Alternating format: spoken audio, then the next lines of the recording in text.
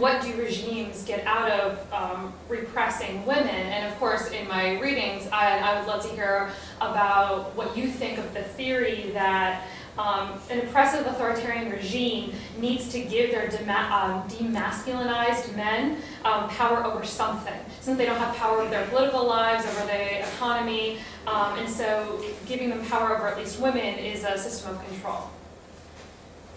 What do you think about that? I have no answer because it's beyond comprehension to me why any state would want to keep half of its productive population behind closed doors. I can't comprehend it. Even when I say I'm trying to define the Islamic Republic by understanding its religious ideology and its religious identity and understanding where it's coming from, I'm trying to rationalize it for myself. I can't.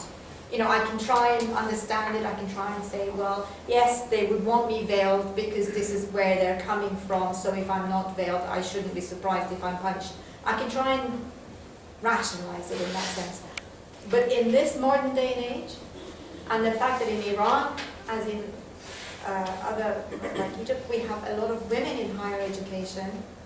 So money's being spent, investments are being made to get these people to that position. And then they're there, they've paid these huge sums of money, and then they go and sit at home. Productively, they could be paying taxes, they could be doing a lot of things. I can't understand it. I have no comment on this. I can't understand it at all.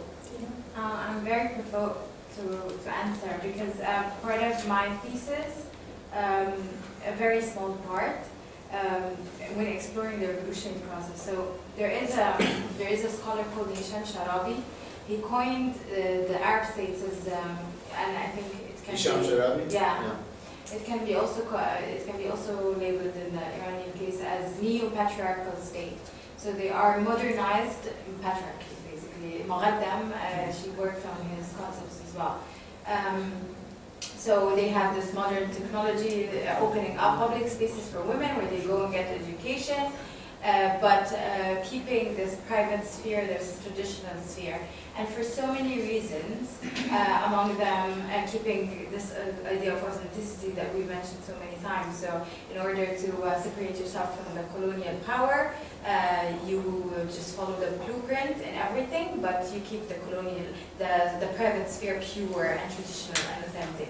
And at the same time, I would say, my argument would be, for an authoritarian regime, like in Iran and in Egypt, it's based on patriarchy. The idea of the father of the nation, the idea of the man who's the all-powerful, who knows better, who is your guardian, and Morsi is trying to reproduce the same narrative in Egypt. So this is why women in the streets were very essential in toppling the regime and delegitimizing the idea of the father, of the patriarch, of the all-knowing, just insulting the patriarch. This means destabilizing the regime. So you cannot expect an authoritarian regime based on very traditional values. I don't want to say Islamic values, but very traditional values of the patriarch to liberate women, give them spaces that would mean that they will destabilize the private sphere and then question the patriarch. This delegitimizes the whole. It's just very. I don't know if I can make myself clear, but it's the basis of their power is that you are under their guardian, and he, as the father of the nation, is the guardian of all of his sons and daughters. Yes. Can I follow up on that? Because your last sentence was actually what I was thinking about when you talk about power. I think that by excluding women, actually, or in the process of exclusion of women, there is another form of approach to the concept of power, because there are two concepts of power. One is the concept of power as domination, the power relationship. The other is the concept of power as what Hannah Arendt talks about, the woman. It's the power of organizing the political society. When people gather and they organize the political society, that's also its power. And as she says very correctly, the second form of power negates violence, because violence is against, it destroys the political organization of society, especially when it's democratic. It's all about domination. So actually, actually, it's always, when you have some women in politics, like Margaret Thatcher, or like Indira Gandhi, or Golda Meir, who recreate the first concept of power, which is actually a very manly, or let's say, as you said, the patriarchal concept of power. They are not functioning actually as a critique of this concept of power, like domination. They are actually somehow trying to recreate it, even if they are women. Because you see that they repeat exactly the same things. They do exactly the same things. They became dictatorial, they fight against unions, they ban parties, they just mentioned they go in wars, like Golda Meir. So they somehow promote violence. But the second form, which we were discussing in the first half of this session, was that women have found new ways of organizing political society, especially through their non-violent action, through NGOs that they have, through their critique of the concept of power and violence. When I say women, I'm thinking about those who have found it. I mean, it's some, like in Iran, like in other parts of the Middle East, like in Latin America maybe, or other places. This is very, very important. So there is a radical critique of the concept of power, which goes hand in hand with the non-violent action of women groups, women rights groups. I think if I add to the points that you said, I think understanding it is very easy. It's not that complicated. In a country like Iran, for example, there has been a social order where men were in the public sphere and women were at home. We had, harems and outside the harems we had Andaruni and the Biruni in the older days. Means the women were in the Andaruni, which was the inner part of every household, and men were in the Biruni, which was the outer part of the household. And these two were completely separate, sections of the social order, But as time went by, by women opening their eyes to outside and by wanting to go outside to have a part in the outside world, they were breaking that social order which existed long time ago. Let's forget about the few women who were commanders, queens, and so on. That was the social order. In the 20th century, that social order in the part of our world was somehow broken. In Egypt, in Iran, in some other countries. Men didn't like to break that very harmonious social order that existed there. Whether we give it a name, patriarchy or whatever, they just didn't like it. They still don't like it.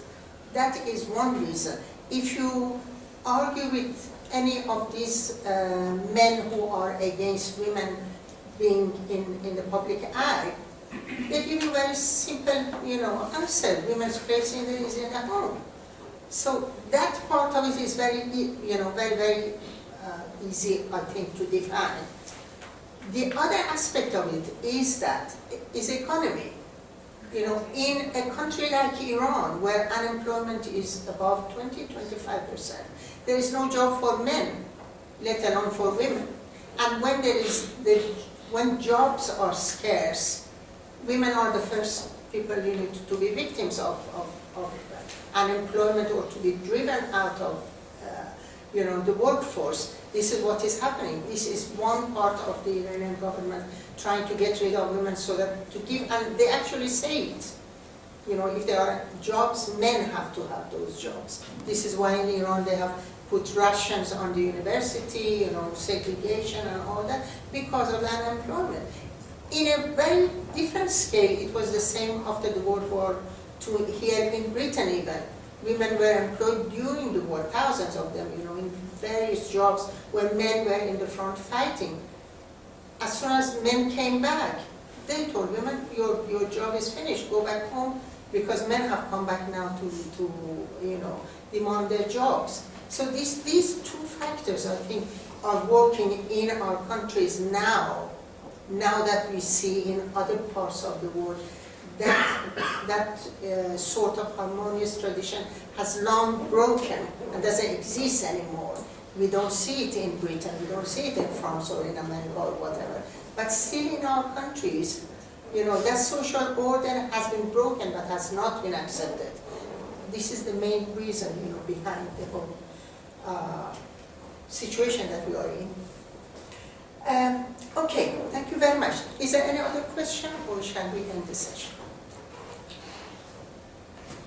I would really deeply like to thank every one of you who have been here with so much patience, so much contribution. I would like to thank Robin, who came from long distance of Canada, gave us the honor to be here, and Payam, who is not here now, who came on his way to Tokyo. I thought he was going to Turkey when he was telling me, but he was actually on his way to Tokyo, coming from Croatia, but gave us the honor to be here this morning. And I would like to thank all the speakers who were here, Roya, Casey, Dina, Uzan, who just left, and all of you who have been here. It has been an inspiration for all of us to have a session like this in the future. And please send us through your feedback. Tell us what you think of, you know, sessions like this, of exchanging so many ideas, so many, you know,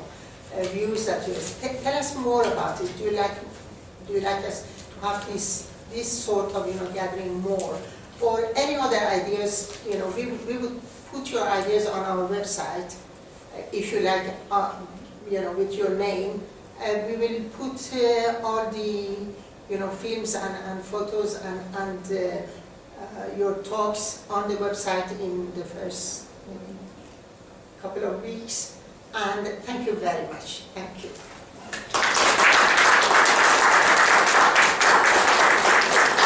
Many thanks to Ruby and the other members of INCALI. And Roya, and others for inviting us. And this year I could manipulate Roya very well.